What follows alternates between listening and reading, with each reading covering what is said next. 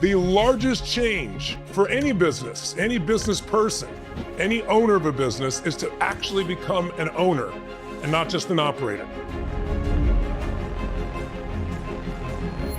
Because there's a very different thing between being self-employed and owning a business. And there's nothing wrong with being self-employed because it'll still give you several benefits. You control your time, right? You control your hours, you control what you do, you have more flexibility, you get to call the shots. But most people that are self-employed are pretty exhausted because whenever someone tells me in their business and I'm so burnt out, I know that that person is what I would call a business operator. And I know this sounds like just semantics, but it's not. When you're the operator, this is what happens. You start a business. Most of us start a business because we're passionate about something. Maybe you work for somebody else. And one day you went, man, I'm writing this software. I'm the base of this company, or I'm the top marketer, or I'm the top salesperson or negotiator, or I design the fashion materials. I should just do this myself. And it sounds really cool. And you begin it. In the beginning, it's okay. Because if someone says, I want a green suit, you make them a green suit. But in order to grow, you have to learn how to scale. And that's what this session is going to be about. This session is about how do you grow explosively in your business, and how do you do that in any financial environment by learning how to truly scale. And scaling is where you're able to do something and keep growing it further and further. Think in terms of the difference between somebody like, I don't know, the city I grew up in, the little town I grew up in, there's a little burger shop there. And you might have had one in your town, Irv's Burgers, right? And it has people standing outside in line, different parts of the day to get in. It's so popular. It has the best burgers in town. And if I went back to that town, which I did about 5 years ago, it had been 30 years since I'd been there, and Irv's Burgers is still there. And Irv is a little older and there with his staff doing it, and he still makes one of the best burgers in town. The only problem is there was a guy over here named McDonald's, two brothers who came up with an idea, but what they did is they figured out how to scale it. Actually, they didn't. Ray Kroc did. Someone else came in, was entrepreneurial, and said, you guys are working so hard with this little center here, I think we could take this to another level. That it wouldn't cost, we don't have to spend a huge more amount of money. We could take this business and expand it. So the difference between Irv, by the way, does McDonald's have the best burger? The answer is no. But McDonald's sells more burgers than anybody on earth. And so the difference is they figured out how to scale. Now, I believe you can do quality and scale, and many people have figured out how to do that. I don't know if McDonald's has, but the scaling is what makes them successful. But the psychological shift that has to happen in you, and I'm hoping this can be the beginning of that shift for you. I mean, I normally spend 5 days with someone day and night to make these shifts and give them every tool and strategy so they're certain. I think I can plant strong enough seeds with you if you really, give to yourself to this, to really start this process of being the owner and start this process of scaling. And by the way, and to do it in any environment whatsoever. Because right now, and a lot of people say, well, it's really uncertain right now. If you heard the Fed chairman just the other day said, he doesn't know what to do. I mean, he literally said he doesn't know what to do. He's not sure if the economy is going to grow or shrink, whether they're going to have inflation or not, because there's this uncertainty based on the tariffs that the current president has put out. Now, whether you like that president or hate that president or have no feeling about the president doesn't matter. I'm an independent personally, so I voted on both sides of the aisle. But what I think is really important, there's a great lesson right now in what's happening in our economy. It's a time of uncertainty.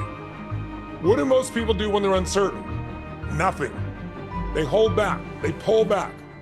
This happens whenever we have recessions. And during that happens, most businesses shrink because they're fearful.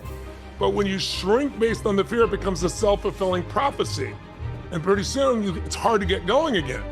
My secret and the reason I'm still here in business and be able to do what I'm doing here, this is my 48th year. I'm well preserved. I started when I was 3, you understand, right? But 48 years ago is when I started my first business, and here I am still doing it, right? But I've been able to do that going through every economy you can imagine. And the reason is because I understood very early on, it's not the economy, it's your psychology.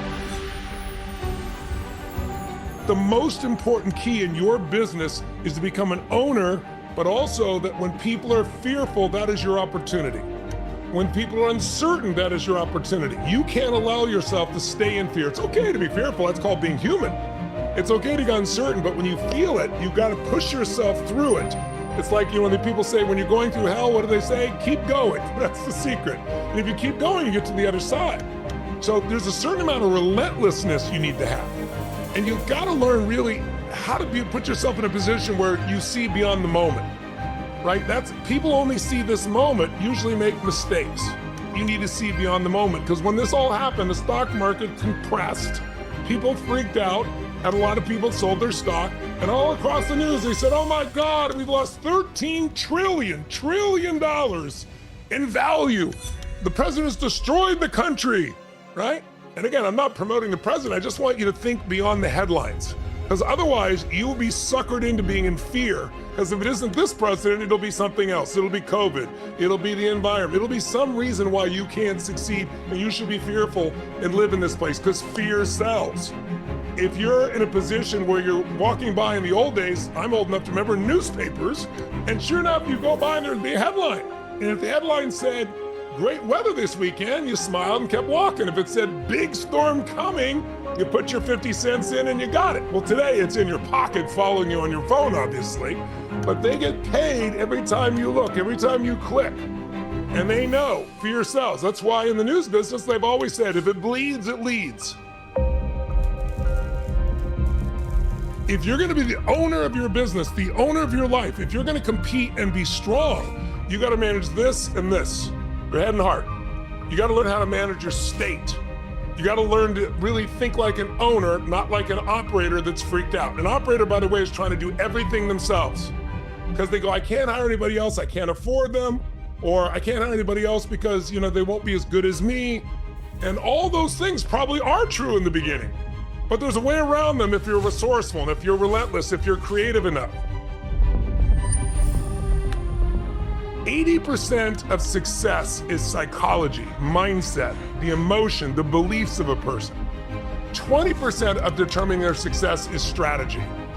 And it doesn't matter if it's a tiny business or someone just beginning or a big business, the principles are the same. How many of you know something that you need to change in your life, know how to change it, know you should change it, and still haven't changed it? Make a little noise if you can relate to this in some way. So that's not a how-to problem, that's a psychological shift, a shift in beliefs, a shift in emotion, and you have to condition that shift. So I can't do that a lot for today for you, but I can plant the seed that if you decide, you can consume it and you can go use it and you can immerse yourself. And immersion is how you're gonna make these changes. You might have to do a little pain in the short term to have long-term success, but if you are relentless, you will experience it. Everybody wants to work at home. And it's so nice, it's so convenient, but it misses something. It misses mentorship, right? I remember I was listening to the CEO, of one of the largest banks in the world here, who kind of went off, and they had an audio recording of it. But he was talking about this whole idea of virtual. He goes, it sounds nice, but then you're never going to become anybody, because you get around somebody you can learn from and absorb from. Just doing a Zoom every now and then doesn't do it. There's proximity is power. If you get around people that are the best in the world, you're going to absorb some of it. If you're doing it from a distance, it's okay, but it's not the same. And so he met a man there at Bell Labs who became his mentor, but he was not nice to him. He just said, look, kid, we got this problem. Go figure out how to solve it. And so, his parents had told him your job in life is to solve problems. So he went to the library in those days, and he didn't even know what the words meant and what the problem was. He studied, figured it out. He came back to the guy and he said, I figured this and this out, but I haven't figured that out. He goes, okay, I'm impressed you did that work. And he mentored him. He said, you look for this, this, and this. And he sent him off again. Well, within 3 weeks, he solved this huge problem for Bell Laboratories at 17 years old.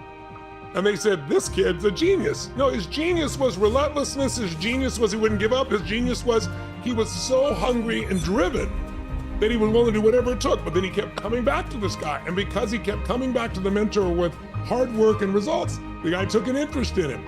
And that's where his entire career started. And to this day, Robert will tell you, that same curiosity, that same relentlessness is the secret.